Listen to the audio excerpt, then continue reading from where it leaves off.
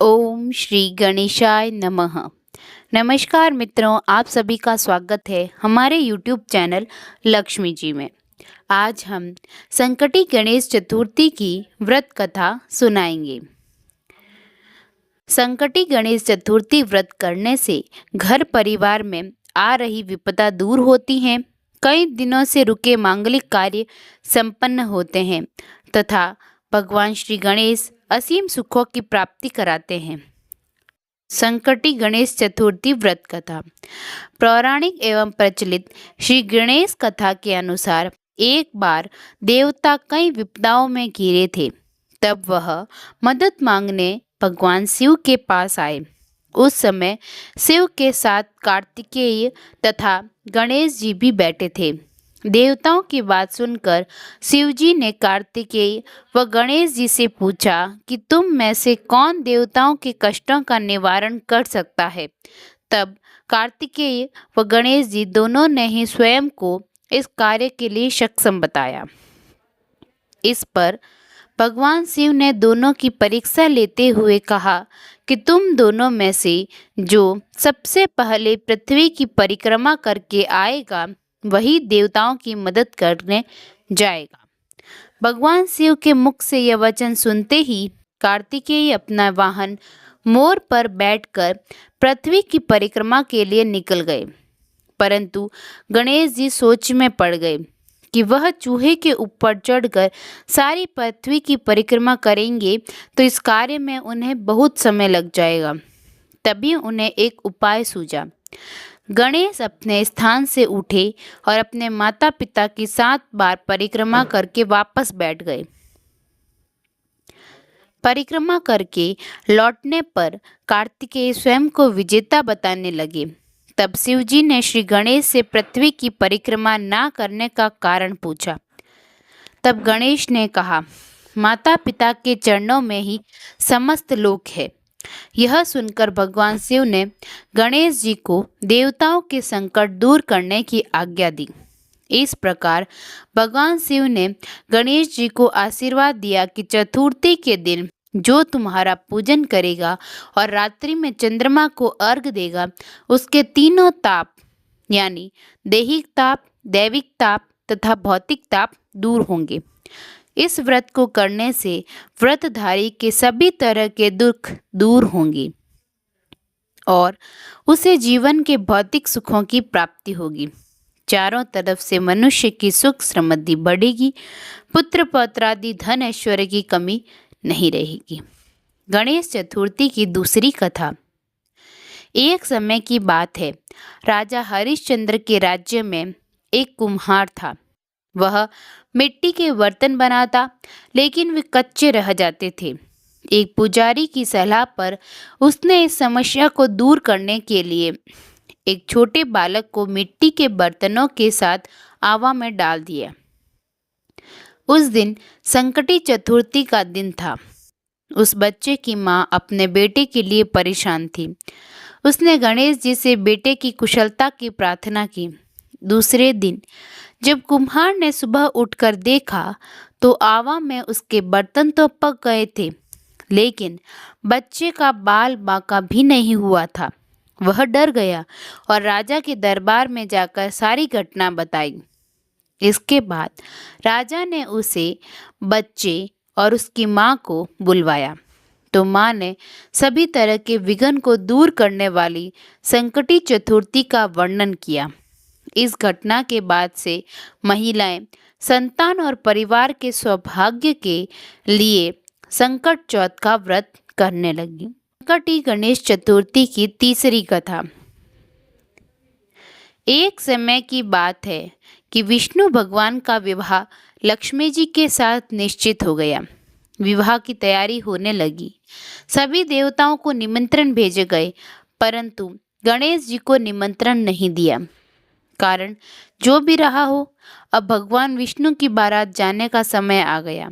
सभी देवता अपनी पत्नियों के साथ विवाह समारोह में आए। उन सब ने देखा कि गणेश जी कहीं दिखाई नहीं दे रहे हैं। तब वे आपस में चर्चा करने लगे कि क्या गणेश जी को कोई न्योता है या स्वयं गणेश जी ही नहीं आए हैं। सभी को इस बात पर आश्चर्य होने लगा। तभी सबने विचार किया कि विष्णु भगवान से ही इसका कारण पूछा जाए। विष्णु भगवान से पूछने पर उन्होंने कहा कि हमने गणेश जी के पिता भोलेनाथ महादेव को न्योता भेजा है। यदि गणेश जी अपने पिता के साथ आना चाहते हैं तो आ जाते, अलग से न्योता देने की कोई आवश्यकता भी नहीं थी। दूसरी बात यह है कि उनको 1.25 मन मूंग, 1.25 मन चावल, 1.25 मन घी और 1.25 मन लड्डू का भोजन दिन भर में चाहिए। यदि गणेश जी नहीं आएंगे तो कोई बात नहीं, दूसरे के घर जाकर इतना सारा खाना पीना अच्छा भी नहीं लगता। इतनी वार्ता कर ही रहे थे कि किसी एक ने सुझाव दिया, यदि गणेश जी आप भी चाहें तो उनको द्वारपाल बनाकर बैठा देंगे कि आप घर की याद रखना। आप तो चूहे पर बैठकर धीरे धीरे चलोगे तो बारात से बहुत पीछे रह जाओगे। यह सुझाव भी सबको पसंद आ गया, तो विष्णु भगवान ने भी अपनी सहमति दे दी। होना क्या था कि इतने में गणेश जी वहां आ पहुंचे और उन्हें समझा बुझाकर घर की रखवाली करना बैठा दिया। बारात चल दी। तब नारद जी ने देखा कि गणेश जी तो दरवाजे पर ही बैठे हुए हैं, तो वे गणेश जी के पास गए और रुकने का कारण पूछा। गणेश जी कहने लगे कि विष्णु भगवान ने मेरा बहुत अपमान किया है। नारद जी ने कहा कि आप अपनी मूषक सेना को आगे भेज दें तो वह रास्ता खोद देगी, जिससे उनके वाहन धरती में धंस जाएंगे। तब आपको सम्मान पूर्वक बुलाना पड़ेगा। अब तो गणेश जी ने अपनी मूषक सेना जल्दी से आगे भेज दी और सेना ने जमीन पोली कर दी। जब बारात वहां से निकली तो रथों के पहिए धरती में धंस गए। लाख कोशिश करे परंतु पहिए नहीं निकले। सभी ने अपने अपने उपाय किए परंतु पहिए तो नहीं निकले, बल्कि जगह जगह से टूट गए। किसी की समझ में नहीं आ रहा था कि अब क्या किया जाए। तब तो नारद जी ने कहा, आप लोगों ने गणेश जी का अपमान करके अच्छा नहीं किया। यदि उन्हें मना कर लाया जाए तो आपका कार्य सिद्ध हो सकता है और यह संकट टल सकता है। शंकर भगवान ने अपने दूत नंदी को भेजा और वे गणेश जी को लेकर आए। गणेश जी का आदर सम्मान के साथ पूजन किया। तब कहीं रथ के पहिए निकले। अब रथ के पहिए निकले परंतु वे टूट फूट गए, तो उन्हें सुधारे कौन।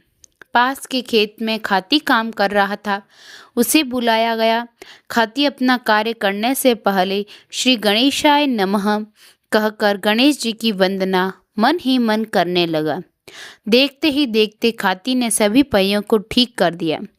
तब खाती कहने लगा कि हे देवताओं, आपने सर्वप्रथम गणेश जी को नहीं मनाया होगा और न ही उनकी पूजन की होगी, इसीलिए तो आप के साथ यह संकट आया है। हम तो मूर्ख अज्ञानी हैं, फिर भी पहले गणेश जी को पूजते हैं, उनका ध्यान करते हैं। आप लोग तो देवता गण हो, फिर भी आप गणेश जी को कैसे भूल गए। आप लोग भगवान श्री गणेश जी की जय बोलकर जाएं तो आपके सब काम बन जाएंगी और कोई संकट भी नहीं आएगा। ऐसा कहते हुए बारात वहां से चल दी और विष्णु भगवान का लक्ष्मी जी के साथ विवाह संपन्न करा के सभी सकुशल घर लौट आए। हे गणेश जी महाराज, आपने विष्णु को जैसो कारज सारियो ऐसो कारज सबको सिद्ध कारजो। बोलो गजानन भगवान की जय। चौथी कथा।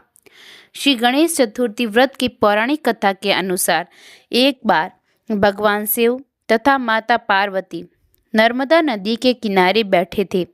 वहां माता पार्वती ने भगवान शिव के समय व्यतीत करने के लिए चौपड़ खेलने को कहा। शिव चौपड़ खेलने के लिए तैयार हो गए, परंतु इस खेल में हार जीत का फैसला कौन करेगा, यह प्रश्न उनके समक्ष उठा। तो भगवान शिव ने कुछ दिन के एकत्रित कर उसका एक पुतला बनाकर उसकी प्राण प्रतिष्ठा कर दी और पुतले से कहा, बेटा, हम चौपड़ खेलना चाहते हैं, परंतु हमारी हार जीत का फैसला करने वाला कोई नहीं है, इसीलिए तुम बताना कि हम दोनों में से कौन हारा और कौन जीता। उसके बाद भगवान शिव और माता पार्वती का चौपड़ खेल शुरू हो गया। यह खेल 3 बार खेला गया और संयोग से तीनों बार माता पार्वती ही जीत गई। खेल समाप्त होने के बाद बालक से हार जीत का फैसला करने के लिए कहा गया, तो उस बालक ने महादेव को विजयी बताया। यह सुनकर माता पार्वती क्रोधित हो गई और क्रोध में उन्होंने बालक को लंगड़ा होने, कीचड़ में पड़े रहने का श्राप दे दिया। बालक ने माता पार्वती से माफ़ी मांगी और कहा कि यह मुझसे अज्ञानतावश ऐसा हुआ है, मैंने किसी द्वेष भाव में ऐसा नहीं किया। बालक द्वारा क्षमा मांगने पर माता ने कहा, यहाँ गणेश पूजन के लिए नाग कन्याएं आएंगी, उनके कहे अनुसार तुम गणेश व्रत करो, ऐसा करने से तुम मुझे प्राप्त करोगे। यह कहकर माता पार्वती शिव के साथ कैलाश पर्वत पर चली गई। 1 वर्ष के बाद उस स्थान पर नाग कन्याएं आई। तब नाग कन्याओं ने श्री गणेश के व्रत की विधि मालूम करने पर उस बालक ने 21 दिन लगातार गणेश जी का व्रत किया। उसकी श्रद्धा से गणेश जी प्रसन्न हुए। उन्होंने बालक को मनोवांछित फल मांगने के लिए कहा। उस पर उस बालक ने कहा, हे विनायक, मुझ में इतनी शक्ति दीजिए कि मैं अपने पैरों से चलकर अपने माता पिता के साथ कैलाश पर्वत पर पहुंच सकूं और वे यह देख प्रसन्न हो। तब बालक को वरदान देकर श्री गणेश अंतर्ध्यान हो गए। इसके बाद वह बालक कैलाश पर्वत पर पहुंच गया और कैलाश पर्वत पर पहुंचने की अपनी कथा उसने भगवान शिव को सुनाई। चौपड़ वाले दिन से माता पार्वती शिवजी से विमुख हो गई थी, अतः देवी के रुष्ट होने पर भगवान शिव ने भी बालक के बताए अनुसार 21 दिनों तक श्री गणेश का व्रत किया। इस व्रत के प्रभाव से माता पार्वती के मन से भगवान शिव के लिए जो नाराजगी थी वह समाप्त हो गई। व्रत विधि भगवान शंकर ने माता पार्वती को बताई। यह सुनकर माता पार्वती के मन में भी अपने पुत्र कार्तिकेय से मिलने की इच्छा जागृत हुई। तब माता पार्वती ने भी 21 दिन तक श्री गणेश जी का व्रत किया तथा दुर्वा, फूल और लड्डुओं से गणेश जी का पूजन अर्चन किया। व्रत के 21वें दिन कार्तिकेय स्वयं माता पार्वती से आ मिले। उस दिन से श्री गणेश चतुर्थी का यह व्रत समस्त मनोकामनाओं की पूर्ति करने वाला व्रत माना जाता है। इस व्रत को करने से मनुष्य के सारे कष्ट दूर होकर मनुष्य को समस्त सुख सुविधाएं प्राप्त होती हैं। बोलिए श्री गजानन भगवान की जय। आपको यह जानकारी कैसी लगी है कमेंट में ज़रूर बताएं। आप हमारे चैनल पर नए हैं तो चैनल को सब्सक्राइब जरूर करें। धन्यवाद।